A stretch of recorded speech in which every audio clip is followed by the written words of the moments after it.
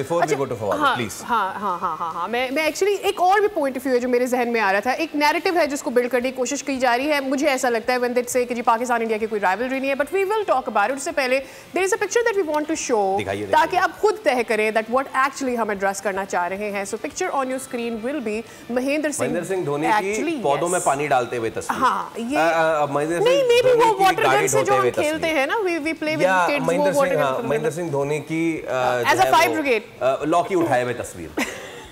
मतलब कि ये क्या डुप्लिसिटी है। चलिए इस पे, ये तो आपको पता था कि हमने आपको दिखानी है। सर जरा एक और तस्वीर दिखाइए। और मैं चाहूंगा कि विक्रांत गुप्ता समेत जितने भी हैं, नहीं दिस वाज नॉट, ये तो फरासल, ये इनका नाम है रायली रूसो इन पीएसएल। एक तरफ ये मुल्तान सुल्तान की तरफ से खेलते हुए इन्होंने ये किया था, और दूसरी तरफ सर वो कौन सी टीम है, आईपीएल की गालिबन कोई टीम है ना, आईपीएल की टीम है ये। तो आईपीएल की टीम से खेलते हुए भी इन्होंने ये किया था। तो फवाद भाई कर दें फिर विक्रांत गुप्ता समेत बाकी जितने मुहिब्बाने वतन हैं, करें ना इसके खिलाफ। मैं देखता हूं, करें आप, करें ट्वीट इसके खिलाफ। और एक तो रायली रूसो ने उस वक्त भी गन सेलिब्रेशन किया था जिस वक्त आपको 6-0 नई चपेट पड़ी थी। प्लीज देखिए, मेरे ख्याल से साहबजादा फरहान ने गलत किया, उसे बल्ला यूं पकड़ना चाहिए था।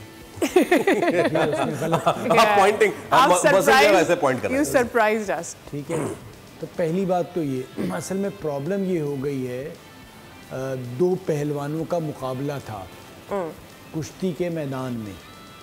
एक वो बड़ा पहलवान जिसने सालों साल अपना एक माहौल बनाया हुआ था कि मैं बहुत बड़ा पहलवान हूँ, और ये छोटा सा पहलवान जो है ये मेरे करीब भी नहीं है। ठीक है। वो पहलवान आया, मुकाबला शुरू हुआ, और पहलवान जो था वो थप्पड़ उसने इतनी ज़ोर से मारे कि वो जिसकी शूशां थी वो लेट गया। अब जब वो लेट गया और मुकाबला वो किसी तरह उठा और माहौल बनाया उसने कि दुनिया को तो पता चल गया वो हार गया, लेकिन उसने जो उसके घर के लोग वहाँ थे उनको मुतमईन करना था कि नहीं, मैं नहीं हारा हूँ, मैं अभी भी पहलवान हूँ। तो फिर वो ये बातें करता था कि जो छोटा पहलवान है इसके घर में आज दाल में मिर्चें ज़्यादा हैं। ठीक है। वो कहता था कि आज इनके यहाँ ये मसला हो गया है। तो वो छोटी छोटी चीज़ें ढूंढ रहा होता था।